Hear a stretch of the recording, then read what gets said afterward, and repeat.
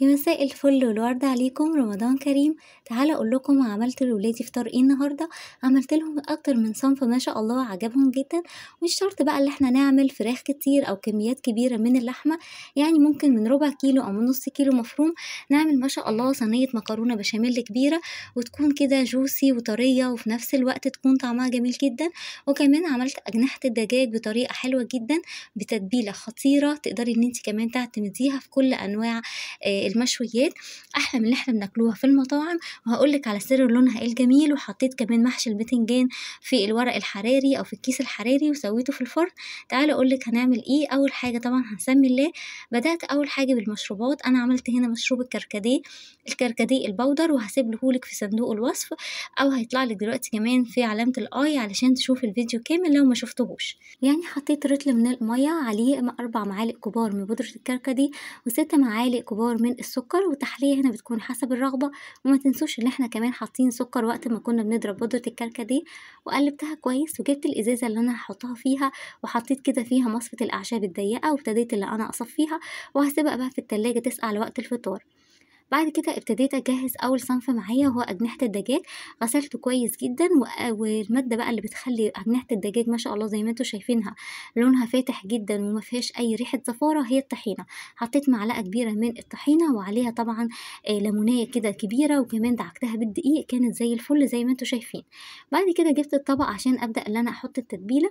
استخدمت هنا بصلاية كبيرة بشرتها وأخدت مَيّة البصل بتاعتها، وكمان طماطماية كده متوسطة الحجم بشرتها، ورشة من السُمّاق، ورشة من بهارات الفراخ، النوع ده كويس جدًا كنت وريته لكم قبل كده، وكمان رشة من البابريكا، ورشة أخيرة من القرفة. وكل التوابل دي هاكتبها لكم بالتفصيل في صندوق الوصف. والتتبيلة دي رهيبة، تقدروا إن أنتم تعتمدوها بقى في جميع أنواع المشويات، مش بس في أجنحة الدجاج. والوصفة دي أو التتبيلة دي أنا خدتها من صاحب مطعم جارنا، وبجد كل اللي أكل مني أي مشويات عجبته جدًا وأخد مني الطريقة. بعد بقى ما حطيت كده كل التوابل دي أو كل الخلطة مع بعضها، قلّبتها كويس، وحطيت هنا أجنحة الدجاج وقلّبتها، لبست بقى جوانتي عشان أعرف أتحكم فيها، وأقلّب كده كل الخلطة فيها. وهتسيبيها هنا لمدة ساعتين على الأقل طبعًا. لو سبتيها ليلة هتكون أفضل وأفضل. طب لو مستعجلة عليها يبقى هتضيفي لها علبة من الزبادي وتشتغلي بيها على طول، الزبادي هيطريها وهيخلّيها juicy وجميلة جدًا.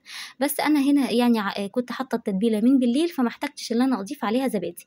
نيجي بقى للتسوية. أنا جبت جريل على النار، حطيت فيه 3 مكعبات من الزبدة ومعلقة كبيرة من الزيت، وأول ما سخنوا نزلت عليهم كده بأجنحة الدجاج، ومش هاقلب الناحية التانية غير لمّا ياخد لون زي ما أنتم شايفين كده. حتى لمّا الصوص هتلاقيه نشف معاكِ ما فيش أي مشكلة. بعد ما ياخد لون من الجنبين هنضيف له كده شوية مَيّة وهنسيبه يغلي غلوة، وهياخد الصوص بتاعه ده. هنحط الأجنحة دي تحت الشواية، وبالفرشة كده هتبتدي اللي أنتِ تدهنيها كل شوية هتطلع معاكِ لونها فاتح جدًا دهبي وجميل، وطعمها حلو جدًا. ولو حابين إن أنتم تسووها من الأول للآخر في الفرن ما فيش أي مشكلة، يبقى أنتم هتخلّوا الفرن على درجة حرارة 200 وهتسووها كده من تحت، وأول ما تاخد لون هتبدأوا إن أنتم تقلبوها على الناحية التانية، وفي الآخر خالص هتحطوها تحت الشواية.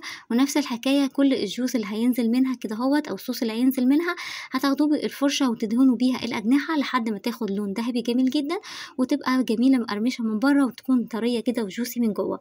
بعد كده ابتديت اللي أنا أجهّز العصاج. عندي نُص كيلو من اللحمة المفرومة، عليهم بصلاية كبيرة، حطيت عليهم البهارات ملح وفلفل أسود وبهارات لحمة، وكمان رشة من القرفة بتفرق جدًا وبتخلّي العصاج حلو أوي. وفي الآخر حطيت هنا نُص طماطماية كده مبشورة، وسِبته بقى كده لحد ما يستوي معايا مش أكتر من 10 دقايق علشان إحنا لسه هندخّله الفرن.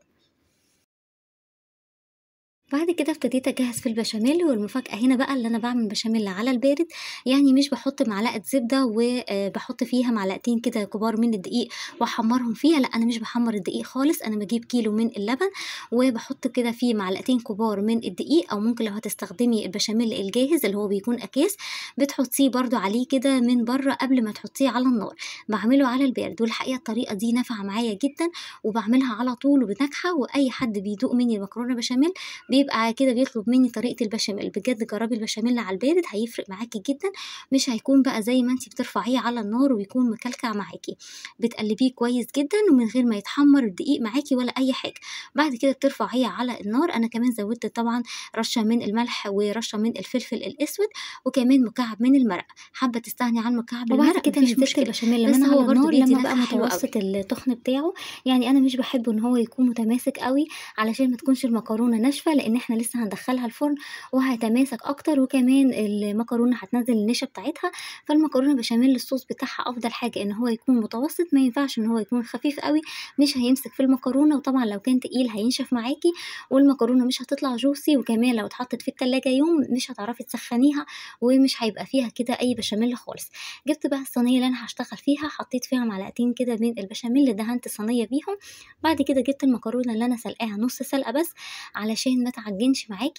بُصّي بقى زي ما أنتِ شايفة كل مكروناية كده لوحدها مستوية نُص سلقة، يعني أنتِ لو جيتِ اتكيتِ عليها هتلاقيها كده إيه فيها كسرة بسيطة مش مستوية جامد.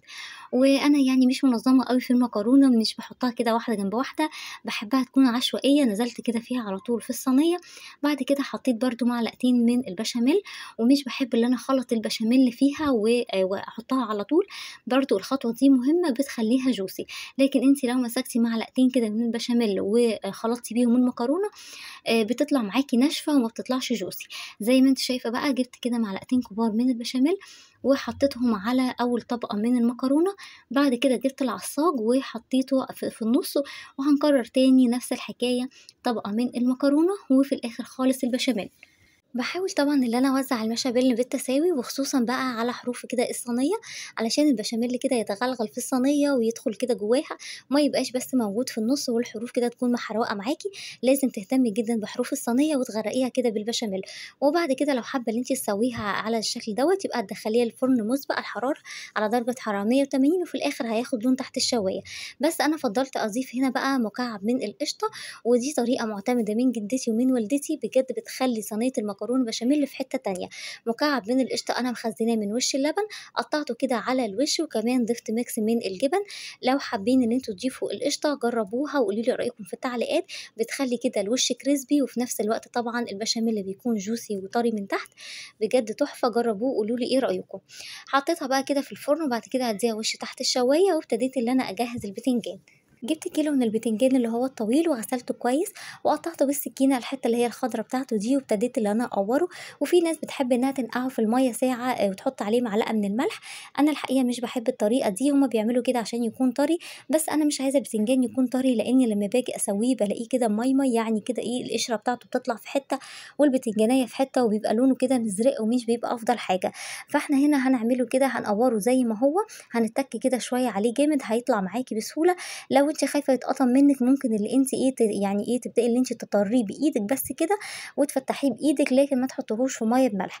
أنا هاقول لِك على طريقة تسوية حلوة جدًا وجديدة هتخلّيه كده معاكِ كل واحدة بوحدتها، وهتستوى معاكِ جامد وتكون متماسكة. بعد بقى ما نقوّره كويس، المهم اللي إحنا نقوّره كويس عشان نطلّع منه أي بذر، لإن البذر بيخلّيه طعمه ممرّر. هنبتدي اللي إحنا نحشيه، وأنا عملت معاكم أكتر من مرّة طريقة خلطة المحشي، وهاسيبها لكم بالتفصيل في صندوق الوصف، وكمان هاسيب لكم الفيديو بتاعه علشان بس وقت الفيديو هنا. جبت بقى نُص كيلو كده من الرز المصري وغسلته كويس جدًا وصفيته، وحطيت الخلطة اللي أنا كنت مخزناها في التلاجة. وابتديت اللي أنا أحشي البتنجان، وأنا مش باحب أحشيه لحد الآخر، والصح إن هو ما يتحشاش لحد الآخر عشان الرز كده ما يطلعش من برّه، فإحنا بنسيب كده فيه حتة فاضية. طريقة التسوية بقى جبت كيس حراري وحطيت فيه كده البتنجان، وما تستغربوش أبدًا من الكيس الحراري، بالعكس ده هيديكم تسوية حلوة جدًا وهيستوي معاكم بسرعة. جبت مكعب من المرق، ولو عندِك شوربة حطيها، ومَج كده من المَيّة أو مَج من الشوربة عليه مكعب من المرق ورشة من الملح والفلفل الأسود، وغطيت بيه البتنجان وحطيته في درجة حرارة 180 على صينية. هيستوي معاكِ بمجرد 10 دقايق هيطلع معاكِ مستوي جدًا. بُصّي بقى شكله عامل إزاي ما شاء الله، أول ما نزل من الكيسة كده ريحته تجنن، ودرجة سواه مضبوطة من غير بقى ما يكون مهري، وكل واحدة كده متماسكة، بجد طريقة الكيس الحراري دي تحفة وأنجزت معايا، جربيها كده في كل أنواع المحشي المشكل هيطلع معاكِ مضبوط جدًا. وأدي المكرونة بشاميل أهيّة ابتديت بقى إن أنا أقطّعها زي ما أنتم شايفين كده juicy والبشاميل فيها كده كتير، وكانت طرية حتى أمّا قعدت في التلاجة وسخنت كانت جميلة جدًا. وما تنسوش بقى تضيفوا عليها القشطة بتفرق معاكم. طبعًا أنا حاطاها تحت الشواية قبل الفطار كده بدقيقتين، فما لحقتش إنها تتماسك، لو حابين إنها تاخدوها قطع فهتستنوا عليها شوية. زي ما أنتم شايفين ده كان فطارنا، وادي هنا الأجنحة طبعًا أخدت لون جميل جدًا تحت الشواية، وطبعًا ما تنسوش المخللات، وأخدت كده الصوص اللي نزل من الأجنحة وحطيته عليها، بجد بيفرق وكان طعمه حلو جدًا. أتمنى سفرة النهارده تكون عجبتكم، ولو عجبتكم بقى ما تنسونيش في اللايك وفي تعليق إيجابي وفي دعوة حلوة كده وأنتم بتفطروا، واستنوني في فيديو تاني إن شاء الله.